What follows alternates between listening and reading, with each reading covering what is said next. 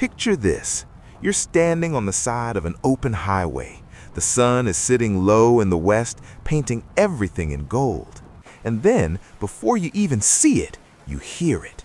A deep, rolling growl building from somewhere down the road.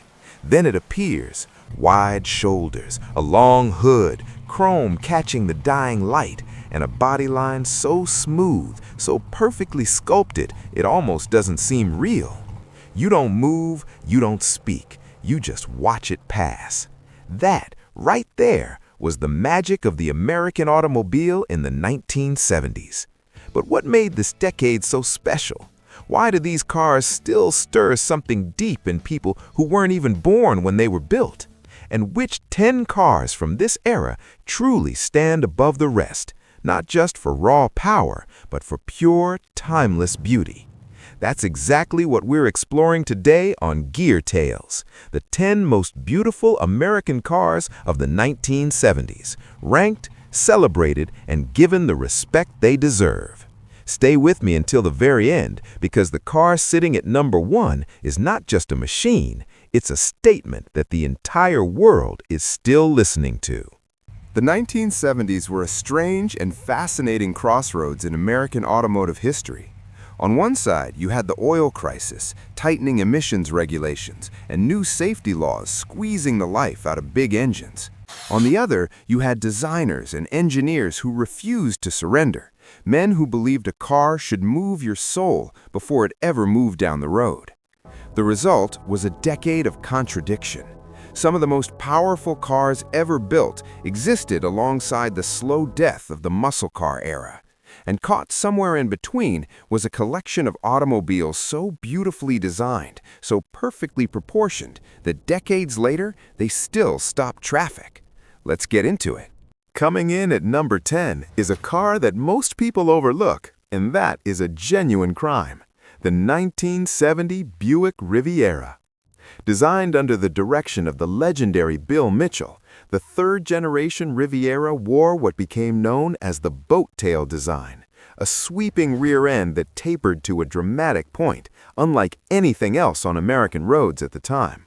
Some people loved it, some people hated it, but nobody ignored it.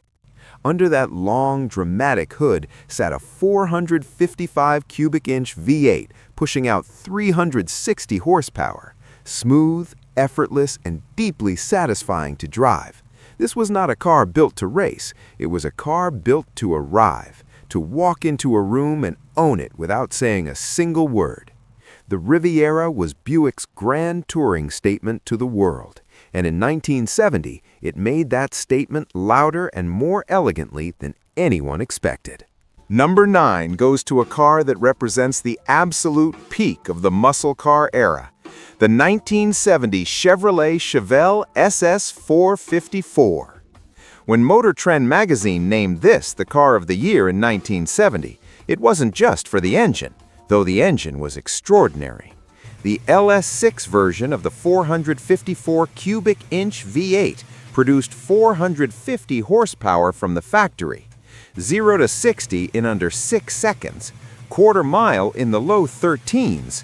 These were numbers that made grown men go quiet. But look at the shape of this car.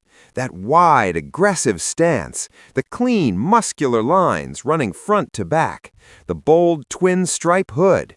The Chevelle SS 454 LS6 looked like it was moving even when it was standing still, and that is the mark of a truly beautiful machine. Today, a well-preserved Chevelle SS 454 LS6 sells for over $200,000. Some things only get more valuable with time. At number 8, a car that looked like it was designed by someone who genuinely wanted to intimidate you. The 1971 Plymouth Cuda. Short for Barracuda, the Cuda wore its aggression proudly. That oversized front grille like a wide-open jar, the ducktail spoiler out back, the cannon barrel hood that seemed to stretch endlessly in front of you when you sat behind the wheel. Everything about this car communicated one thing: do not test me.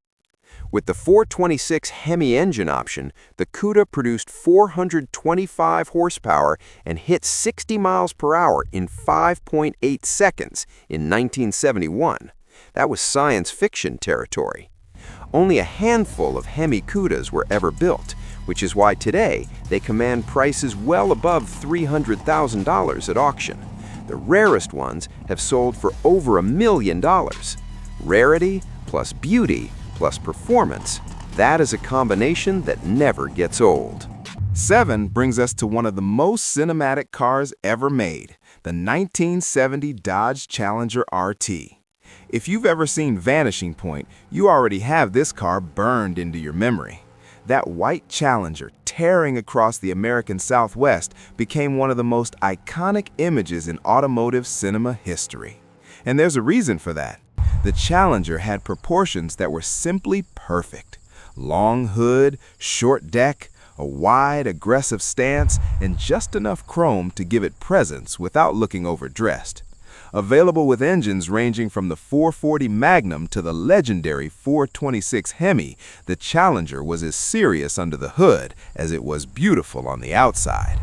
It was Dodge's answer to the Mustang and the Camaro, and many would argue it was the most beautiful of the three. Number 6. And here it comes. The car with possibly the most dramatic visual identity of the entire decade. The Pontiac Firebird Trans Am. The shaker hood scoop, the bold screaming chicken decals stretching across the hood, the aggressive nose, the rear spoiler cutting through the air like it meant business. The Trans Am didn't just look fast, it looked like speed had been given a physical form. In 1977, when Burt Reynolds drove a black and gold Trans Am in Smokey and the Bandit, Pontiac dealerships were overwhelmed. Orders tripled almost overnight. That is the power of a car that connects with people on an emotional level. The Trans Am was never the quickest car on this list, but it may have been the most passionate. And in the world of beautiful machines, passion counts for everything. We're at number 5, and we haven't mentioned the car that started the entire pony car movement. Until now. The 1970 Ford Mustang Boss 429. Ford built this engine for NASCAR racing, but NASCAR rules required that any race engine had to be available in a street-legal production car, so Ford did exactly that. They took the most powerful engine they had, modified the entire front end of the Mustang to fit it, and handed it to the public. The result was 429 cubic inches of semi-hemispherical V8 magic, officially rated at 375 horsepower, though most experts agree the real number was considerably higher. Open the hood of a Boss 429, and what you see isn't just an engine, it's architecture. The Boss 429 was never the most beautiful Mustang in a conventional sense, but it had something better than conventional beauty. It had purpose, and purpose, when it's this well executed, is its own kind of gorgeous. Number 4 goes to a car that has always lived in the shadow of the Chevelle and the GTO and has never deserved to. The 1970 Oldsmobile 442 W30. The name told you exactly what you were getting. 4-barrel carburetor, 4-speed transmission, dual exhausts, and the W30 package added a fiberglass hood, forced air induction, and a specially prepared version of the legendary 455 cubic inch engine. But what separated the 442 from its muscle car siblings was the way it carried itself. Where the Chevelle was aggressive and the GTO was theatrical, the 442 was composed, confident without needing to shout about it. The lines were cleaner, the proportions more balanced, a car that rewarded the people who took the time to really look at it. This is the connoisseur's choice, and connoisseurs are almost always right. Number 3, and this is where things get genuinely extraordinary. The 1970 Plymouth Roadrunner Superbird looks like someone drew a race car on a napkin, handed it to an engineer, and said, "Build it." And somehow, impossibly, they did. That enormous rear wing standing nearly 2 feet above the trunk, the pointed aerodynamic nose cone extending well beyond the front bumper, the impossibly low, wide stance. The Superbird was engineered entirely for NASCAR racing. Every dramatic feature had a specific aerodynamic purpose. But because NASCAR rules required manufacturers to sell street versions to the public, ordinary people could actually buy one. Richard Petty drove a Superbird to victory at the 1970 Daytona 500, reaching speeds above 150 miles per hour. When you look at this car, you can believe every single mile of that. The Superbird was only produced for one model year. Just over 1,900 were ever built. Today, they are among the most sought-after American cars in existence, because when something is this extreme and this beautiful at the same time, the world doesn't forget it. Number 2. America's sports car. The third-generation Corvette Stingray. The C3 Stingray had one of the most seductive body designs ever put on 4 wheels.